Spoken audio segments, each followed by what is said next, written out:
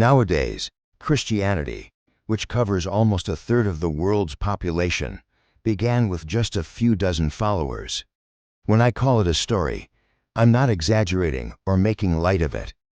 Christianity is truly one of the greatest stories ever told, and contrary to popular belief, its author is not Jesus, but rather the great Roman Empire, the very force that crucified him. Let's uncover the truth behind this story, one where hundreds of millions of people have died, and empires have fallen and risen again throughout history.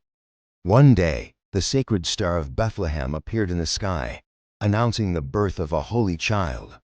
3 wise men followed the star and arrived at the Virgin Mary's side, where she brought the Son of God, Jesus, into the world.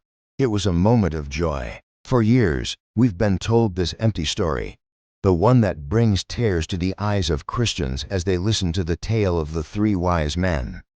But in reality, this story is deeply symbolic. It's actually an astronomical event followed by 13 scholars, not just 3, who were tracking the bright star in the east. Actually, the so-called star that people celebrate as marking Jesus' birthday is nothing more than the winter solstice. The 13 scholars were not tracking a person, but rather the alignment of Sirius with the 3 stars in Orion's belt. This alignment happens during the winter solstice, perfectly lining up with the angle where the sun rises on that day. But the storytellers present this to us in a completely different way. When we search for proof or records, we only find the Bible, with no other sources backing these stories. None of the events they've told us about ever happened. All those grand holidays and special days like someone dying for 3 days, and then being resurrected are all false. Just like the story of the 3 wise men, the tale of a person rising after 3 days is actually connected to the sun. The celebration of the winter solstice on December 21st was actually taken from pagan traditions. During this time, the sun stays at its lowest point in the sky for 3 days, and then begins to rise again, extending the daylight hours. This equinox goes back thousands of years, to a time when people were fascinated by the sun. Keep the idea of sun worship in the back of your mind. By the end of this video, the information you'll learn will surprise you. These kinds of distortions and lies have been carefully crafted right within our world and have possibly set humanity's progress back by centuries. Forget the image of a pale-skinned, Superman-like Jesus you see in movies. The real story is about a humble, humanist prophet fighting a battle for truth against the system. The exact place and conditions of Jesus' birth are shrouded in mystery. What we do know is that he wasn't a Christian.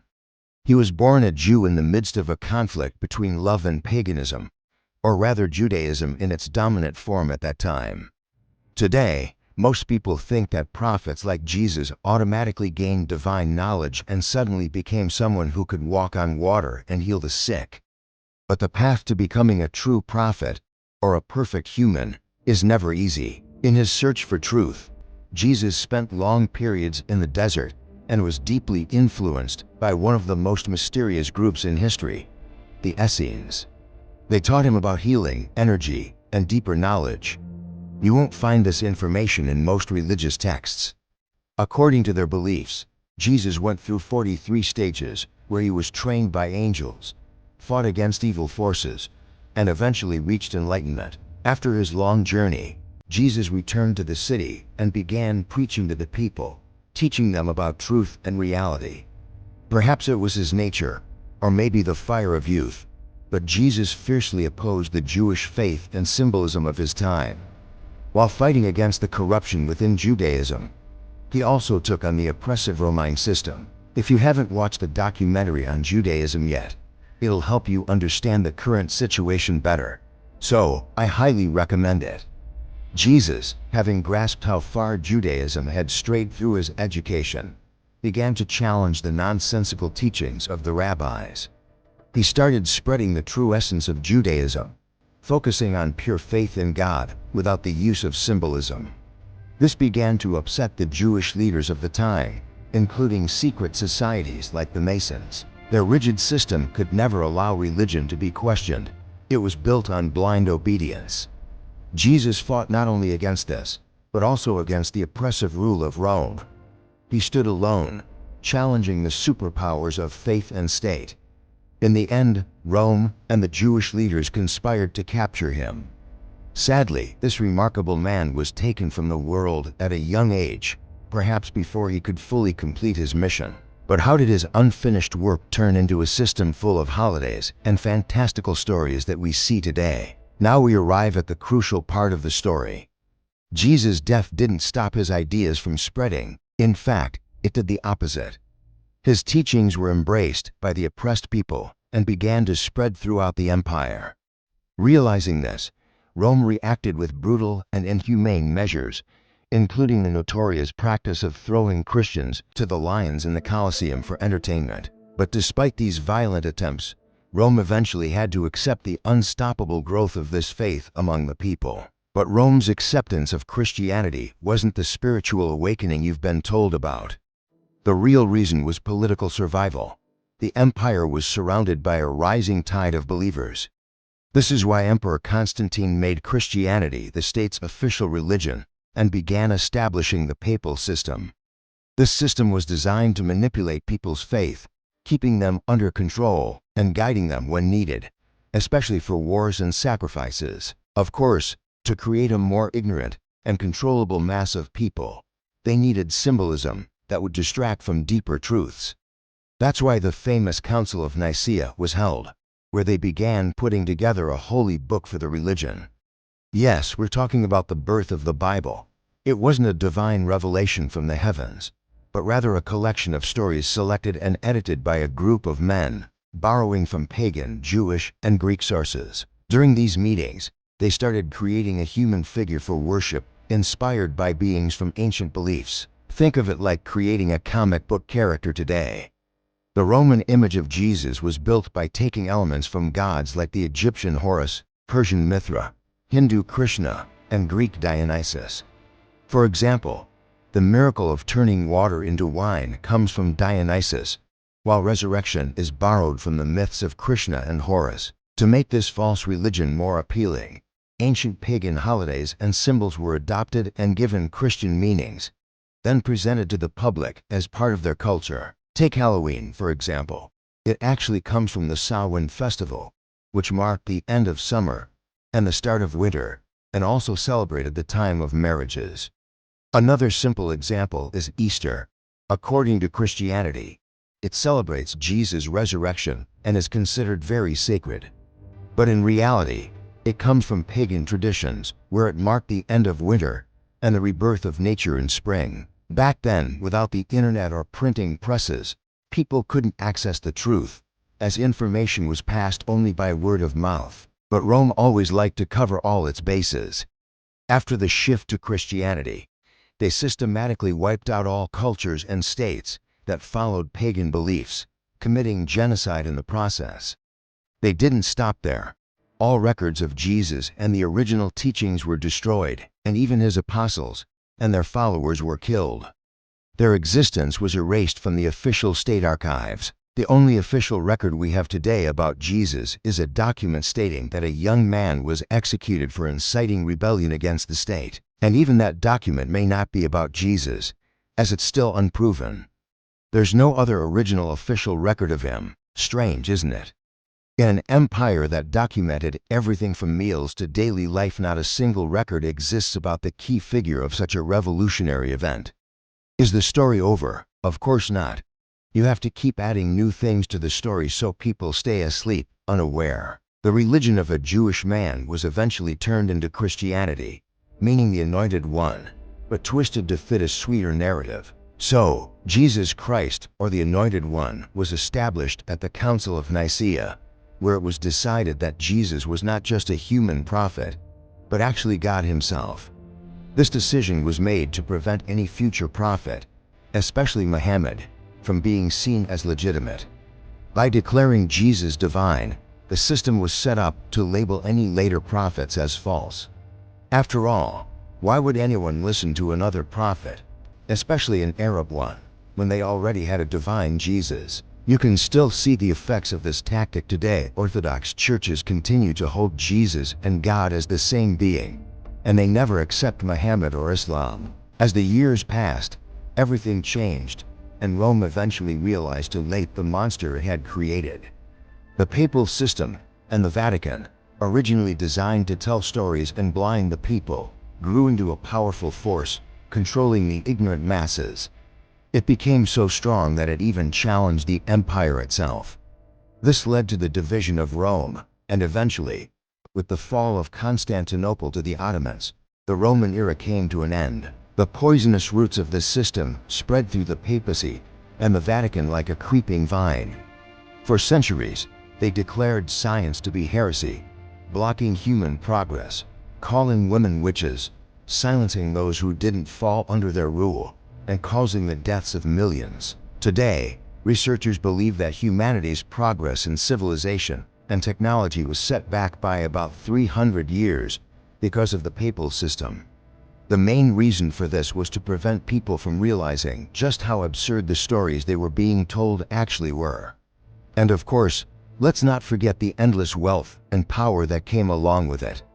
For those who say, "No way," let me give you a small example. When the Bible was first translated into English and distributed to the public, the Vatican was horrified. They feared that people would actually understand the writings. So, they collected and destroyed as many copies as they could.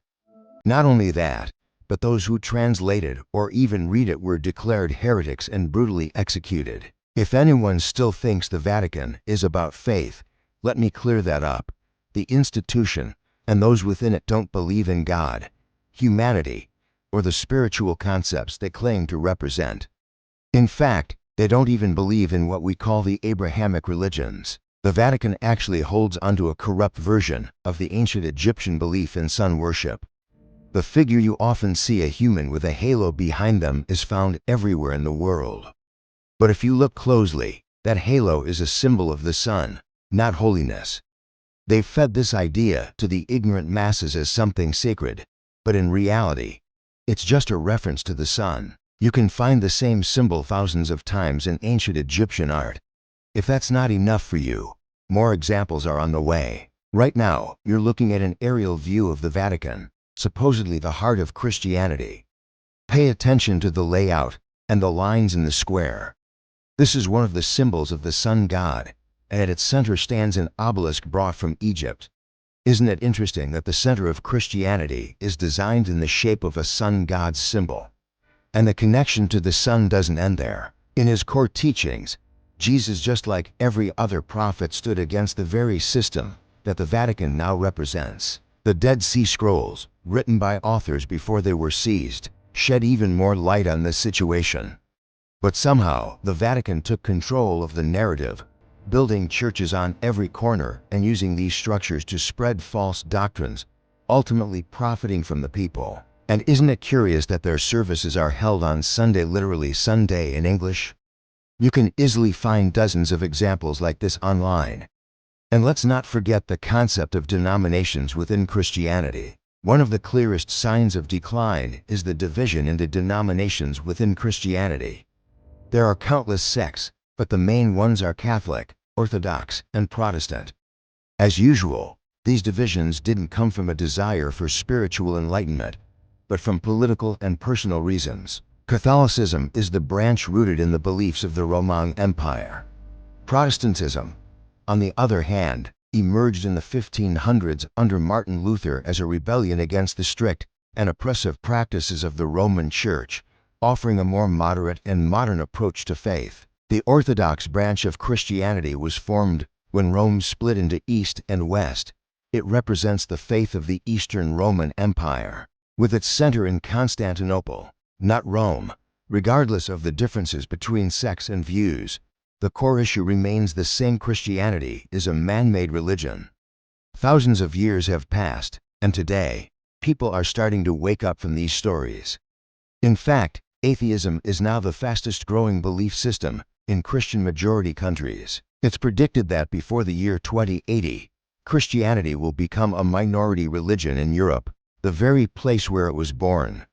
Just like one of Newton's fundamental laws in science, every action has an equal and opposite reaction. This decline is a response to centuries of control. Today, even a child would find some of the stories in Christianity laughable.